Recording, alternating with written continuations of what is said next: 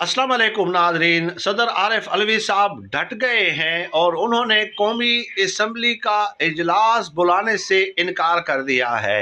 यानी कि कौमी असम्बली के इजलास की जो समरी उनको मौसूल हुई है उस पर दस्तखत करने से इनकार कर दिया है। अब वजह ये है कि देखिए, तहरीक इंसाफ ने सुन्नी इत्तेहाद कौंसिल के साथ इत्तेहाद किया है।